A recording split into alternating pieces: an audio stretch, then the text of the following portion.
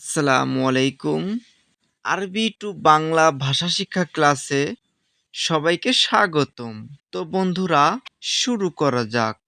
অহেদ খামসিন এর বাংলা শব্দের অর্থ ৫১। ইতনিত খামসিন এর বাংলা শব্দের অর্থ ৫২।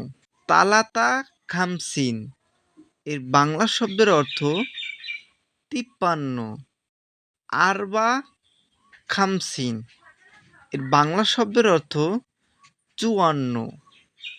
খামাসা খামসিন এর বাংলা শব্দের অর্থ ৫৫।